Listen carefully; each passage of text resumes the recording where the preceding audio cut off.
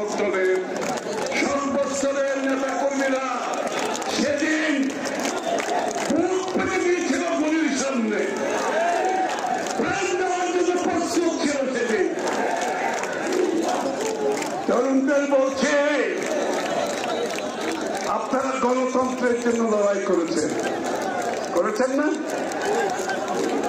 আপনারা লড়াই করেছেন বাংলাদেশের মানুষের মালিকানা ফিরিয়ে দেওয়ার জন্য। আপনারা লড়াই করেছেন বাংলাদেশে মানুষের সব অধিকার ফিরে পাওয়ার জন্য।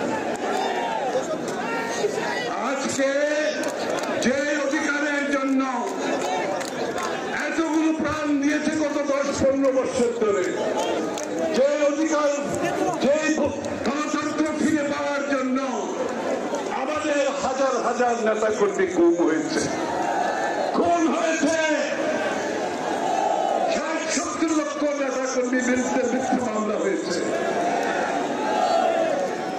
আমাদের নেতা কর্মীরা পুলিশের হেফাজতে মৃত্যুবরণ করেছে, জেলখানায় বিনা চিকিৎসায় মৃত্যুবরণ করেছে, বাড়ি থেকে পালিয়ে বেরিয়েছে, মাঠে ঘাটে ধান খেতে আপনারা থেকেছেন কষ্ট করে। কিন্তু আন্দোলন ফেলে থাকে নাই। তারেক রহমানের নেতৃত্বে আপনারা আন্দোলনকে সফল করেছিলেন, আপনারা স্বৈরাচারকে বিতাড়িত করেছেন। Incoming voice call from Saludan Monjo JD on Simrobi. আমাদেরকে প্রস্তুত থাকতে হবে, যার জন্য আমরা সবাই এত ত্যাগ স্বীকার করেছি, গণতন্ত্রের জন্য, বাংলাদেশের মানুষের মালিকানা ফিরিয়ে দেওয়ার জন্য। সেই গণতন্ত্র যাতে কারো হাতে জিম্মি না হয়ে পড়ে। আমি কি বলছি বুঝতে পারছেন? সেই গণতন্ত্র যাতে কেউ জিম্মি করতে না পারে, এইরকম একটা লক্ষণ আমরা দেখতে পাচ্ছি। সুতরাং বাংলাদেশের মানুষকে জিম্মি করে কারো স্বার্থ, কোন গোষ্ঠীর স্বার্থ আদায় করা সম্ভব হবে না। কারো যদি কোন তাদের নিজস্ব কর্মসূচি থাকে, তাদের ভাবনা থাকে, দর্শন থাকে দেশকে নিয়ে, তাদেরকে জনগণের কাছে যেতে হবে। জনগণকে বাইরে রেখে দেশকে জিম্মি করে কারো স্বার্থ আদায় করতে দেওয়া যাবে না। যাবে না। সুতরাং আমরা যারা সেদিকে পায়তারা করছে তাদেরকে সাবধান হতে হবে। সেই দিন স্বৈরাচারকে বাংলাদেশের মানুষ বিদায় করেছে, যেই দিন সেই স্বৈরাচার যখন পালিয়ে গেছে, বাংলাদেশের মানুষের মনোজগতে যে পরিবর্তনের ঢেউ আসছে, সেটা আমাদের সকলকে ধারণ করতে হবে, সেটা আমাদেরকে বুঝতে হবে। সেই নতুন চিন্তায় তারেক রহমানের নেতৃত্বে 31 দফার সংস্কার বাস্তবায়নের মাধ্যমে বাংলাদেশের মানুষের যে আকাঙ্ক্ষা, সেই আকাঙ্ক্ষা আমাদেরকে পূরণ করতে হবে ইনশাআল্লাহ। আমরা মাঝে মাঝে নতুন রাজনৈতিক বন্দোবস্তের কথা শুনি, তাই না? নতুন রাজনৈতিক বন্দোবস্ত, আরে নতুন রাজনৈতিক বন্দোবস্ত তো হচ্ছে 31 দফার মাধ্যমে, 31 দফাকে বাস্তবায়ন করে বাংলাদেশের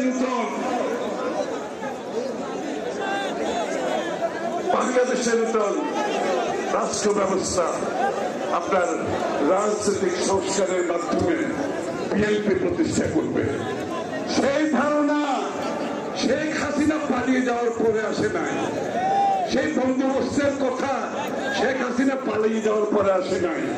সেই বন্দোবস্তের কথা দেশনেত্রী বেগম খালেদা জিয়া 7 বছর আগে ভিশন 2030 মাধ্যমে জনগণের সামনে তুলে ধরেছেন।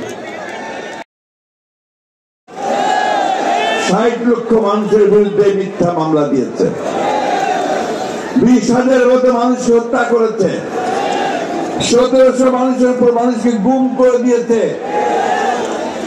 আজকে আমাদের সবচেয়ে প্রিয় নেত্রী দেশনেত্রী খালেদা জিয়াকে 6 বছর কারাগারে অন্তরীণ করে রেখেছিল। বন্ধুগণ, আমাদের তরুণ নেতা যার দিকে আজকে সারা বাংলাদেশ তাকিয়ে আছে, সেই নেতা তারেক রহমান সাহেবকে এখনো দেশে ফিরতে পারেননি। বন্ধুগণ, এই অবস্থার অবসান হয়েছে শুধুমাত্র আমাদের তরুণ ভাইদের জন্য। বন্ধুগণ, এই জন্যই আজকের এই সমাবেশ। আমি ধন্যবাদ কৃতজ্ঞতা জানাতে চাই আমাদের নেতা জনাব তারেক রহমানকে, যে তারই পরিকল্পনায় আজকে আমাদের তরুণ নেতারা এই স্বেচ্ছাসেবক দল, যুব দল, ছাত্র দল তাদের সমবেত প্রচেষ্টায় আজকে একটা অভাবনীয় একটা সমাবেশ এখানে সংগঠিত হয়েছে। বন্ধুগণ, ধন্যবাদ আপনাদেরকে। আমরা একটা কঠিন সময় অতিক্রম করছি। আমরা একটা, আমি বলি যে কিছুটা অস্বাভাবিক সময় অতিক্রম করছি, কারণ হাসিনা পালিয়েছে, তাই না? কি হাসিনা পালিয়েছে কিনা কন্যা? কেন হাসিনা পলাইছে, কিন্তু তার প্রচারটা এখন আছে। তারা এখনো ষড়যন্ত্র করছে বাংলাদেশে আবার তাদের রাজত্ব প্রতিষ্ঠা করবার। পারবে নাকি বন্ধুগণ? আমাদের তরুণদের সামনে তার দিকে থাকতে পারবে? তাদের ষড়যন্ত্র চক্রান্ত কি সফল হবে? হবে না বন্ধুগণ। দুর্ভাগ্য আমাদের যে আমরা যাদেরকে দায়িত্ব দিয়েছি আমাদের এই দেশকে একটি গণতান্ত্রিক ব্যবস্থা ফিরিয়ে নিয়ে যেতে, তারা ঠিক সঠিকভাবে সেই কাজটা এখনো করতে পারছেন না। ফলে মাঝে মাঝেই বিভিন্ন রকম সমস্যার সৃষ্টি হচ্ছে, সেই সমস্যাগুলো তাদেরকে আরো শক্তিশালী করার সুযোগ সৃষ্টি করে দিচ্ছে।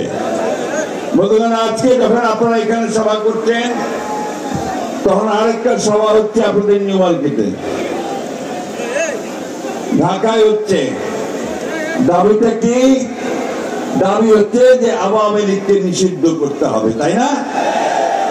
আমরা এই মাঠে যারা আছি তারা সবাই শুধু নয় বন্ধুগণ, আমরা বাংলাদেশের 18 কোটি মানুষ এই আওয়ামী লীগকে দেখতে চাই না। কারণ এই আওয়ামী লীগ বাংলাদেশ স্বাধীন হওয়ার পর থেকেই তাই বাংলাদেশের মানুষের উপর নির্যাতন করে এসেছে, গণতন্ত্রকে ধ্বংস করেছে, একদলীয় শাসন ব্যবস্থা বাকশাল প্রতিষ্ঠা করেছে। বন্ধুগণ, ওই আমাদের ভাইরা ছবি তুলছেন, টেলিভিশন দেখাচ্ছেন, তাই না? সব বন্ধ করে দিয়েছিল, শুধুমাত্র 4টা পত্রিকা খোলা রেখেছিল। সাংবাদিকদের স্বাধীনতা সেদিন ছিল না। অর্থনীতিকে বন্ধ করে দিয়েছিল। খসরু ভাই ভালো জানেন, এটা বলেন ভালো করে। সেই অর্থনীতিকে সেই জিয়াউর রহমান সাহেব এসে খুলে দিয়েছিলেন। সংস্কার কথা বলেন, আরে প্রথম সংস্কার তো করেছেন জিয়াউর রহমান। একদলীয় শাসন ব্যবস্থা থেকে বহুদলীয় গণতন্ত্র নিয়ে এসেছেন। সংবাদপত্রের স্বাধীনতা দিয়ে দিয়েছেন, বিচার বিভাগের স্বাধীনতা দিয়ে দিয়েছেন, অর্থনীতিকে মুক্ত করে দিয়েছেন। এবং আজকের অর্থনীতির যে ভিত্তি, সেই গার্মেন্টস ফ্যাক্টরি, গার্মেন্টস পোশাক শিল্প এবং আমাদের মানুষদেরকে বিদেশে পাঠানো, এটাও শুরু করেছিলেন শহীদ প্রেসিডেন্ট জিয়াউর রহমান। আর আমাদের নেত্রী দেশনেত্রী বেগম খালেদা জিয়া, তিনি 9টা বছর শহীদ প্রেসিডেন্ট জিয়াউর রহমানের শাহাদাতের পরে গণতন্ত্রের জন্য পথে পথে মাঠে ঘাটে ঘুরে ঘুরে বেরিয়ে গণতন্ত্রকে ফিরে নিয়ে এসেছিলেন এরশাদকে পরাজিত করে। তিনি আমাদেরকে পার্লামেন্টে ডেমোক্রেসি দিয়েছিলেন। আর একই সঙ্গে গণতন্ত্র যেন ভালোভাবে যায়